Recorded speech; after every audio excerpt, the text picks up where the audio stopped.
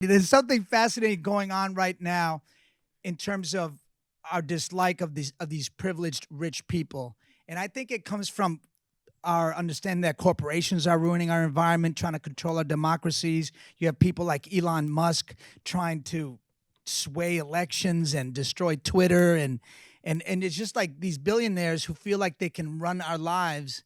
And I think this is in the zeitgeist, and I think the writers really caught that.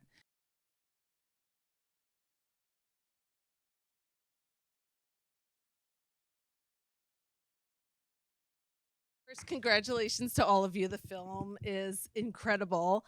Since this is a room of actors, I'm going to focus on a lot of the just nitty gritty acting stuff. And Anya, I want to start with you. Is there a moment when you get a script that you what's your gut moment where you're like, I got to play this role?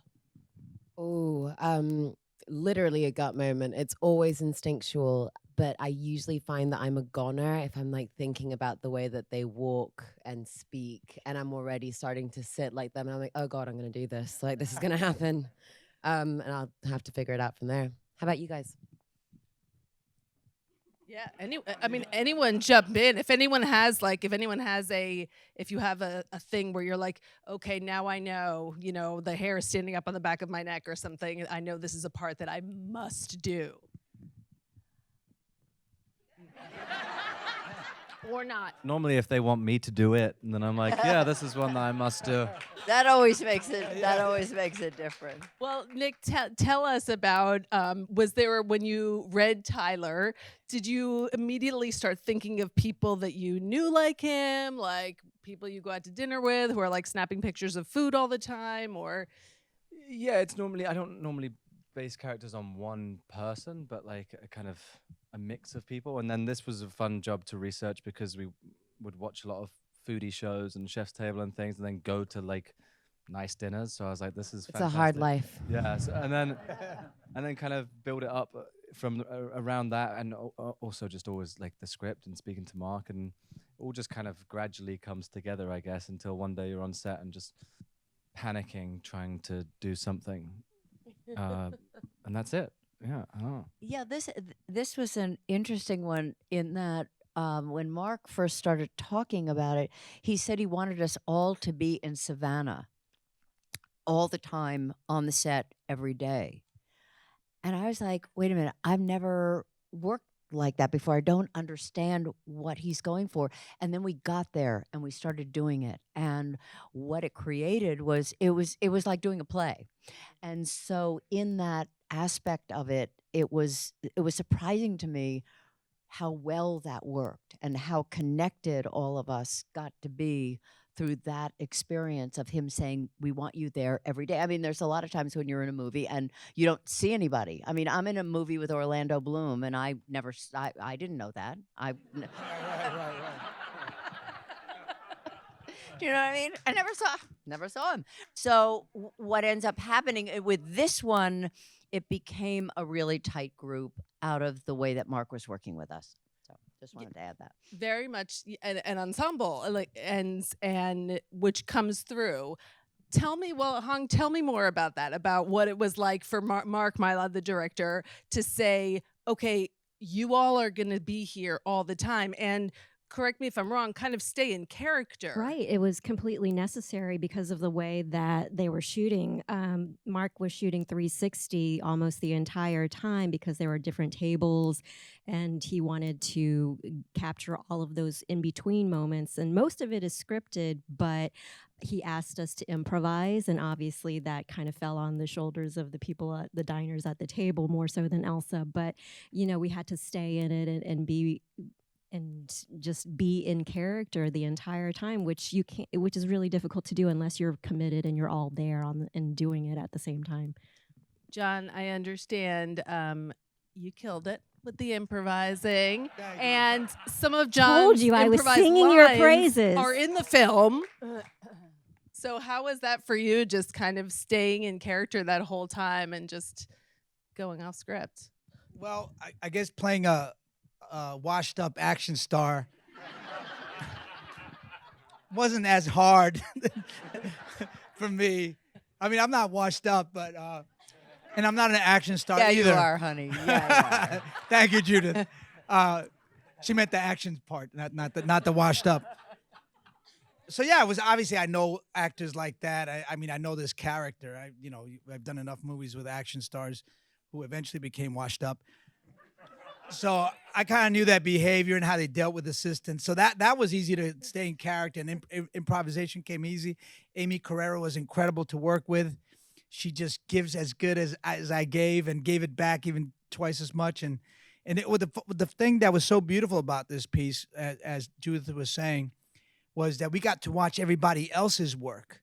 And it was like a master class in acting to watch, Anya and Nicholas do their thing, and then Hung do her stuff, and Judith and Reed Bernie and Janet and That guy Rafe. it was Paul. It was amazing to watch, and we would all applaud and support each other. It was like the most supportive environment I've ever been in. You felt like you were in a really, really beautiful, safe space to try anything. Because And that was the also other thing. Mark too. Yeah, I mean, Mark really Yeah. allowed for that. as Well, that's the thing. Like, we were all supposed to be there all the time because the camera potentially could be on us at any moment. But even for close-ups, most of the time you go to your trailer or you hang out for a little bit because you want to rest. We would just stay. Everyone just stayed to watch everybody else. And it was really beautiful to be that collaborative. And that really is on Mark, who is not with us right now, but he's just a gift to actors. Still with us on this earth, just not here. Yes, he's with us. He is with us. He's somewhere in New York, but not right now. It did sound kind of ominous. Was that any part of that, I guess, nerve-wracking for you to hear you're going to not just play your role, but come to set and be there all the time, for those 360s and things like that? Did that sort of like, oh my gosh, can I stay in this for 8 hours a day? Did that make you nervous, or was it just like a new challenge and exciting? I didn't find it nervous making. Did you guys?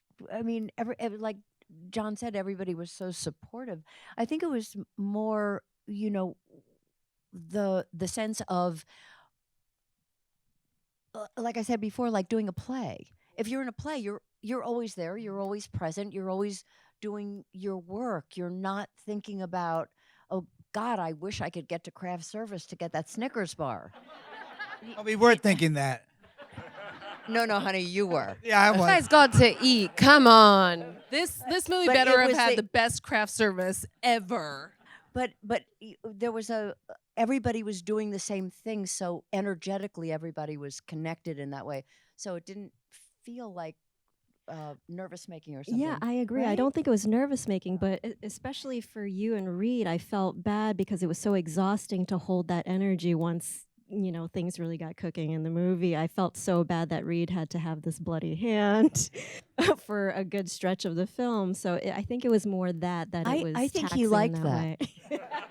No, I Reed know. I mean needed it. the I mean, I antagonize. think No, he entirely. I think he. He's our That kind of act. Tony Award-winning person. He's, the theater holds that for him, and I think in that kind of work, he loves that. Didn't you?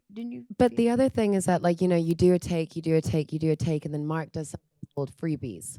And that's when you want to take the really big swing. That you're like, this is probably not going to work, but whatever, I'm going to give it a go. And actually, some of that definitely made it into the movie. So you're like, oh no. That was the big swing. I did not want to go in there. But yeah, it was so, I never really felt nervous because it felt like everyone was just there to watch you do well, and everyone was rooting for each other. There was no It wasn't weirdness. competitive, and it wasn't, I need to knock that person down so I can be better. There was none of that.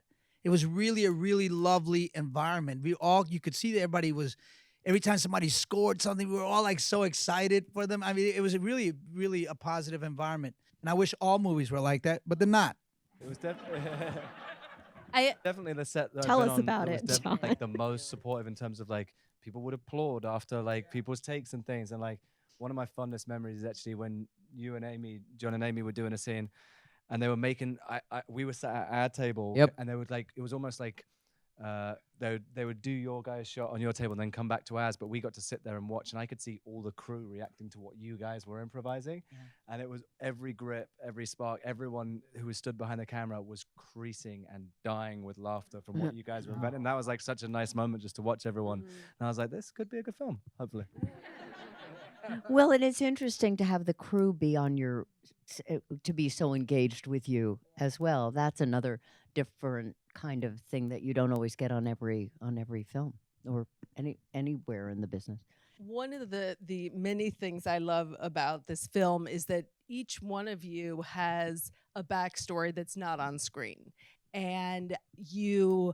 As you watch the film, like, I'm so curious, like, what is the movie star's name? You know, like how did Elsa come to work for this guy? I mean, there's so many things. Like, what made Tyler, think he could cook, or and all of these. So did you? I mean, I'm just curious as far as how you all work as actors. Do you come up with a backstory on your own? Do you work with a director on that? And do you share it? Do you talk about it? In my case, I did. There was not a lot on the page for Elsa, and I didn't have a strong sense of how I should play her. So I asked Mark if we could work in some way, not through dialogue, where we would give the audience some sort of glimpse or at least pique their interest into who she may be outside of the restaurant, and what type of person she was, and why she would be drawn to Chef Slowick. So I was working in Portland, Oregon on another film, and the restaurant, Hawthorne, is supposed to be set in the Pacific Northwest. So I just drew a lot of inspiration from the people in Portland and sort of dreamt up a backstory for my character, and asked Mark if we could play around with her look in terms of hair and makeup. And at first he told me politely, in his very polite British way, no. So we had a little bit of back and forth about that. I sent him some inspiration photos of what I wanted Elsa to look like, and it was like so off the mark. He wanted her to be very plain and not give anything away, and that was the approach with Chef Slowick, but I felt like, you could do something different with Elsa, so I'm glad that he was open to it eventually. And Amy Westcott, our amazing costume designer, also happens to be married to Mark, and she was thankfully very happy to conspire with me to work against his wishes. Yeah, Anya, did you have an Aaron's story also? Because you're playing someone, you have multiple stories that you are sort of that you've created on screen. Entirely. And, shout out to Amy again. She was also excellent in conspiring with me and being like, Mark, this is what it's going to be. Yeah, I felt it was one of the things I was excited about in this character. It's a performance within a performance. And so in my head, she is a lone wolf, probably with a cat that spends a lot of time listening to Iron and Wine and reading and just enjoys her alone time, but also genuinely loves her job. And that was something that was important to me, because I feel like people that work in the sex industry are often portrayed in a different way, and that's just not what she's about at all. She really enjoys providing that experience for people. And then in terms of the look, I'm in a bit of trouble because she's kind of based off of what I looked like when I was 18. So the other day I went out to dinner and my friend asked me why I was dressed like my character from the menu, and I was like, "Oh, that's not good." Yeah, so that was me. How about anyone else? Yeah, I felt that it was really important to fill her out for myself. I didn't talk about it very much, but all of us individually had time when we first got there. We all sat around the table together. We did do a Zoom reading of the script, and then each couple had time with Mark where he talked about the characters, what he thought, what he saw. So there was some of that, but when you look at this script, what's compelling about it, what pulls you in, what makes you curious, is the mystery of who all of these people are. And then as an audience, you're able to fill it in with your experience. So it's not just what we're creating, it's like, what do you see? What makes you curious about these characters? Like you just said, Justin, there's that feeling of there's something else here, and I wonder who they are.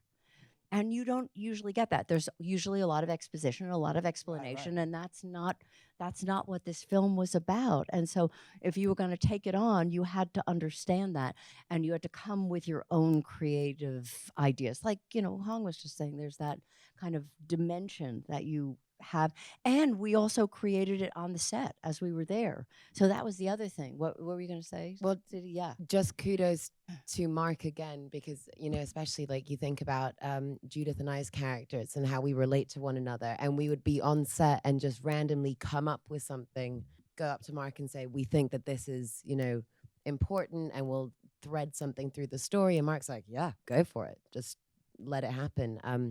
He doesn't really believe in rehearsal in terms of putting something on its feet. He's scared of losing an intangible quality and then spending hours trying to find it again weeks later. But he's always open to listening to us. So we kind of discovered things on a daily basis. Right. There's that one moment in the script where I say to her, "So you knew my husband?" And she just says, "Yeah." And then when Reed was coming back in, the men had been sent outside, and the men were coming back. He framed this whole thing where Anya had this idea to hand me back my purse. And she hands me back my purse.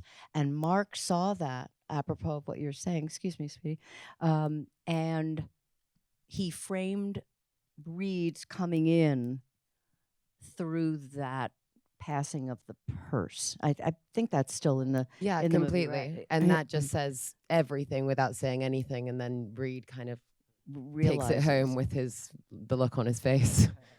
And that last moment when she leaves, when she's allowed to go, and I went like this to her. We weren't sure that was going to work, and so there were things like that we came up with in the middle of stuff, just like the stuff that you and Amy came up with, or stuff that you came up with. There was that kind of openness and willingness to create in that way. And Judith, to your point, I was just, as you were talking about how there wasn't that much exposition for each character, I think in a lot of ways, one of the reasons that the film is so effective is because as an audience, we're watching that and everyone is identifying a little bit with each person. So if they're too fully fleshed out, you can't put yourself in their shoes. You need there to be, the lines can't all be drawn in. Yeah. Tell me about our wardrobe, and you talked about this a little bit, Hong, your ideas, and Anya, you talked about it as well. When you are like fully in your hair, and Judith, with like, when I think about Anne with the pearls and just the way that she's so put together, and even though there's a lot falling apart, obviously, do you have that moment where you're like, okay, I look in the mirror, I see myself in my full character, and now I can be this person? We're all being very polite to one another. Let's just jump in. Yes, definitely. I think the power of hair, makeup, and costume makes a huge difference because you automatically stand differently. You start walking differently. And I definitely feel less so in this movie. But for instance, I did a period drama called Emma. And the second I was laced up, I could do my day. Prior to the corset being laced up, I was like, I have no idea how I'm going to do this day. It's pages and pages of dialogue. You just become the other person, and they carry you through it, really, or at least that's my experience. Yeah, it's in the shoes, It's like, I kept looking at your shoes, and also your suspenders. There were all those specific kinds of things that take you into the place, or when the wig comes on, or any of that. There's those placeholders, I'm John, did you ever figure out what the Dr. Sunshine movie was about? When you asked his name, I was like, it's Dr. Sunshine. Like, we know. Gonna make All it I as a know is spin-off. Brave hated it. That was for sure. The chef despised it. Yeah, it was like a bad action flick that I picked. You know, they dressed me like Johnny Depp and Pacino. That was my costume. And then I kept thinking I was like Steven Seagal. That's who I really based it on. Who I hate very much. Oh yeah, because I work with him and he's a bully and he knocked me out but a stuntman beat him up, so I'm okay. So yeah, I kind of based it on Steven Seagal, who's really obnoxious, who I hate. That's how I did it. You know, and I try to find my own walk, a little bit like him, a little bit like me. I like to, I studied with Lee Strasberg and Herbert Berghoff, so I love a backstory. I love to figure out how I am in this character, as well as using other images that come to my head, like Nick was saying, an amalgam of inspirations of other people. But I like to base it on real people that I know, and then bring myself and put myself into the role. I know that Mark had you all, even before you started filming, everyone kind of came to set, right? And I was curious about the conversations that you had just about the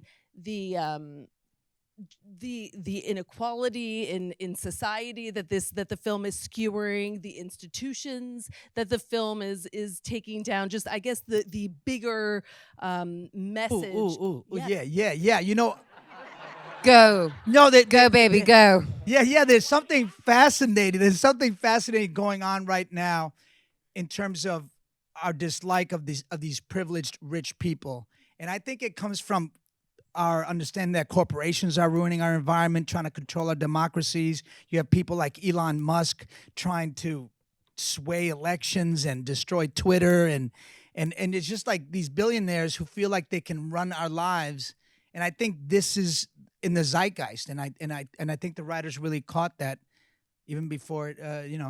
It's pretty powerful in the flick, and I think it's something's going on. Yeah, I agree, and also that what does it mean to be a human being and live your life striving to be on the A-list, having to be in the in crowd, having to be at the best restaurant, being able to say that to everybody? What does it mean about yourself and your life and who you are? And what is this human condition that we're all chasing this? The film really does demonstrate that in the most remarkable, humorous, horrifying way. And that's what Chef is speaking to. He's saying, who are you people? Had you said one thing, you could have gotten out of here, and you didn't. And what does that say about who we are as human beings? It's quite stunning to me about how we live and how we relate. Yeah, I was wondering about I don't know, when you walk away from any role, is it, do you, because when I saw the film, I've seen it a couple times now, and it really stays with me. And I've thought about it a lot since I've seen it, and I've thought about the different characters and their different, respective journeys and things that they can or can't overcome or whatever. Did these characters stick with you even after you wrapped? You know what's interesting, and I hadn't actually thought about putting it this way before, but all of these characters are so hungry. Like, no, genuinely, there's a bottomless pit in every single individual in this film that is insatiable. They cannot fill it with anything. And it's because they're chasing the wrong god. Exclusivity is cruelty. Right.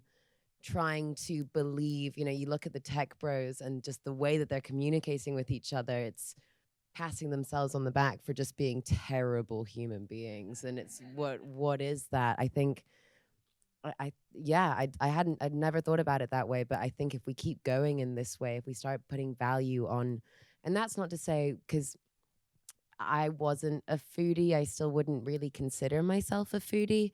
I like food. I like to eat, but it's definitely given me a greater appreciation of food as an art form, but not exclusivity as cruelty. It is not kind to make other people feel bad about themselves because they can't get a seat at a restaurant. It is not kind to make other people feel like they are less worthy because they cannot afford a seat at something that exclusive. We all just need to take care of each other. And I think this film really skewers everybody in that way because they're going to their graves empty. That's it.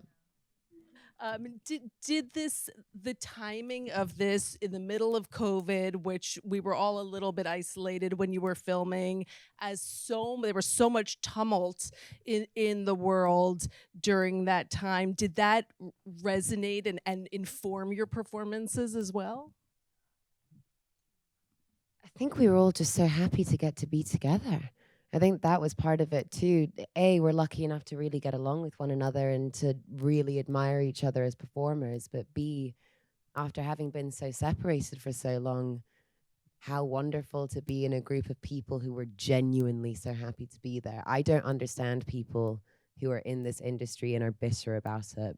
I don't get it. It's if you don't enjoy it, if you feel jaded, you shouldn't be doing it anymore. If you love it and it's the thing that you're excited to do every single day, and that's really to collaborate with really creative, wonderful people and build something that's bigger than yourself, then you should definitely be doing it because it's awesome. Well said. No, a perfect note. I think it played itself. I think that's true, and I think at some subliminal level, we were doing our best to take care of each other because we knew we had to. We were on a ship together and we were relying on each other. And there would be times when we would forget to put our mask on and somebody would remind us. And, there was a lot of, it was there. It wasn't, I don't know how much it informed the film or whether it brought us closer. Maybe it brought us closer, but there was something about it that was happening that in some way the world was falling apart. And that world was also falling apart. And it was the showing of that for people, I think. And we were also coming out of the pandemic, so we were so hungry to be with each other. Yeah. And in group and in community. And we shared so many great meals together and laughed a lot on the weekends, on the days off. And it was really beautiful because we wanted that connection. And we would sit together in the green room and dance for each other, laugh at each other. It was really an amazing time, on, off, all the time. It was also the same time as the potential IATSE strike.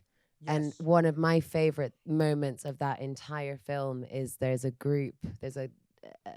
picture of everyone on set wearing the shirts in support, producers, director, actors, everybody just bounded together. And I think that is the spirit of this film. It was that we all just took care of each other every single day. And to see people come together in that way, having been so separated, really moving, really moving.